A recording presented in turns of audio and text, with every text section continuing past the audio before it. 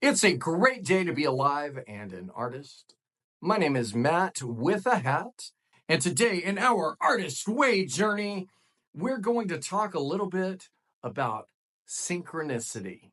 Now, synchronicity can be phrased in many different ways. I'm going to use synchronicity because that's what the book talks about, but you may have different words for it.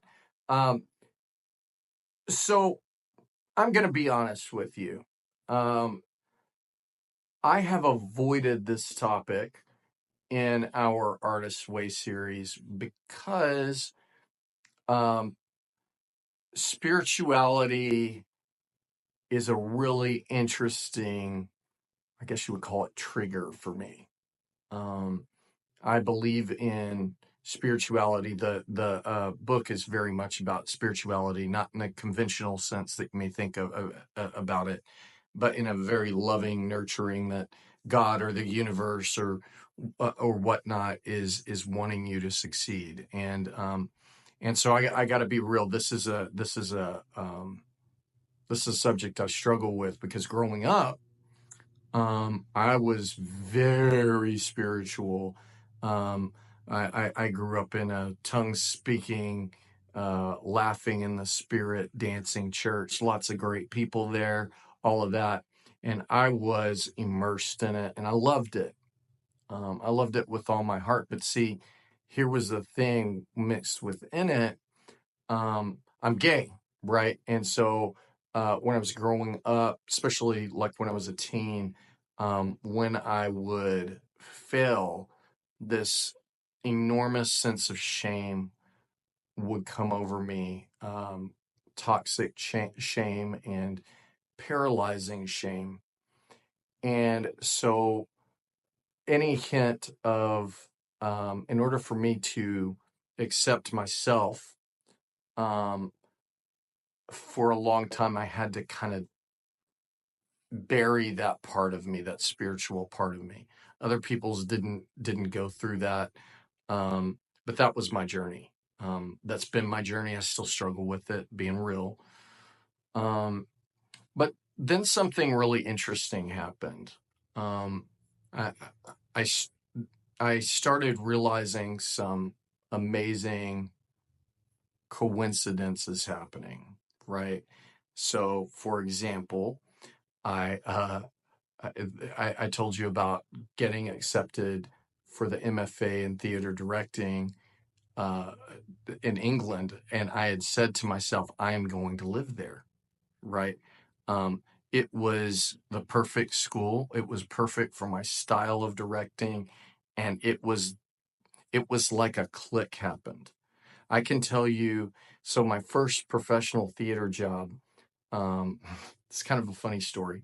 I was in a show and getting my undergraduate, and and, and my brother, he called me and he said, this guy at this mega church is creating a theater, um, and and it's kind of cool. He's going to create this full theater, and something in me lurched, and I said, I'm going to work there. And my brother kind of chuckled a little bit. And I said, no, I am going to work there. And I called the guy, I pestered my brother to get the number of the guy who would become my first mentor in the theater. And I got his number, and I was like, hey, I'm going to come down and meet you. I think it was Christmas or something. And I'm going to work for you. And he says, well, don't you think we should meet first? And I said, yeah, we can. Like this is the optimism of youth coming out, right? And I packed up all of my stuff and I drove there knowing that I was done at my university that I'd currently been studying at, and I was going to move to Arizona. And then all these wonderful, miraculous coincidences started to occur. And you may be going, oh, that's just because you knew something. Your brother knew this person, da da da da da da da. Think about some of you who are on your creative journey, think about when you finally make that decision to become an actor, and suddenly you are at a dinner party and a director is there, or another actor is there, and you start talking about theater, and oh, whoa, there's another theater person here, a connection, right? Um, or let's say you're in music, right? And you're thinking about music, and you go to this music event, and the person who's running it, and I know someone that this has literally happened to. The person who's running it gravitates immediately towards that person and wants to talk about their music, having never heard it. And then when they hear it, they're like, "Oh my gosh, this is amazing!" Right? A painter um, go, goes to we went for one of my artist dates. Uh, I think it was Mother's Day this year. We went to one of those drinking and painting, sip and paint, whatever they call it. None of us drank, but we painted. And people will go to those sip and paints that want to paint, and the teaching artist says, "Hey, you're really good. Let's take a picture with you. Hey, let's look at your artwork. Hey, there's something really unique, even though you're drawing this very specific thing with me. There's something very unique in your painting style." These are synchronicities, and these are not to be abandoned. We are terrified that maybe there is an unseen hand in all of this. I'm not telling you whether it is or not, honestly, because again, I struggle with this.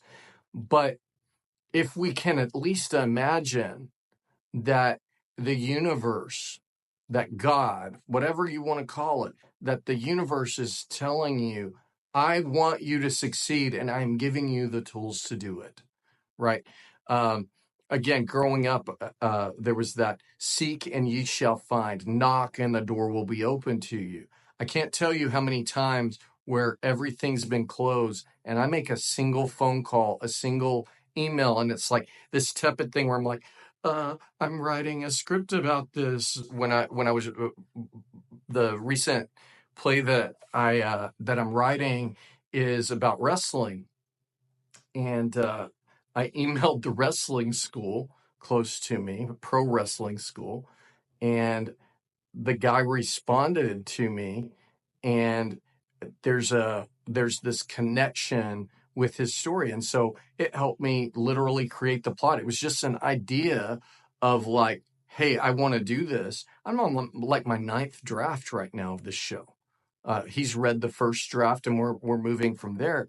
But the thing is synchronicities happen when we step out and when we get out of our comfort zone.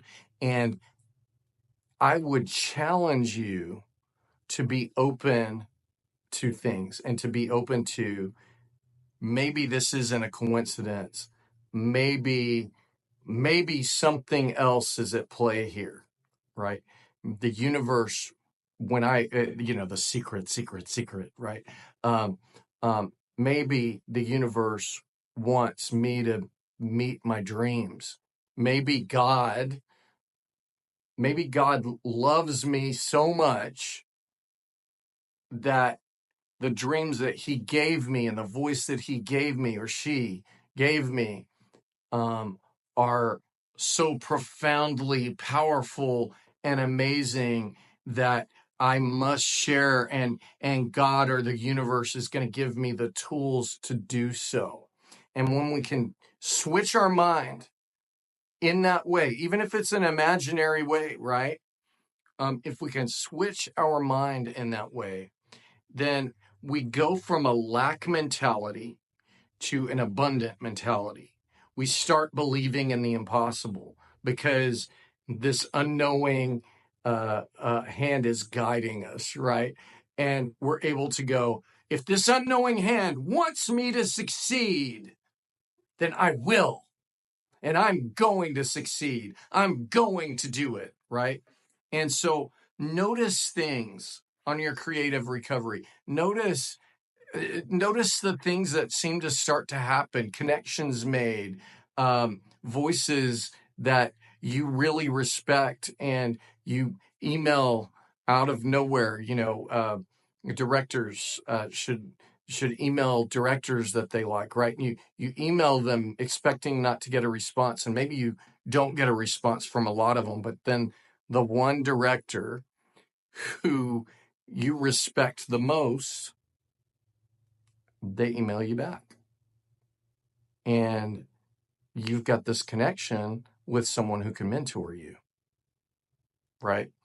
And so I would just challenge you, whether you're a spiritual person or not, to at least imagine that this is possible, right? And open yourself up to the possibility of that, right? Again, I'm not preaching to you. I get you, right?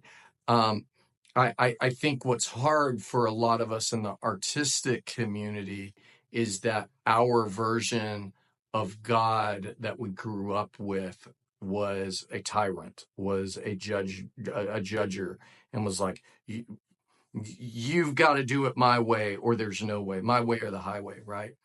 And so it's getting out of that mentality and going towards the universe wants me to succeed, wants my art to thrive, wants me to be happy, these types of things. And when we do that, it can change things in an instant. Start noticing it. You are beautiful. You are amazing. I love you. Keep making art.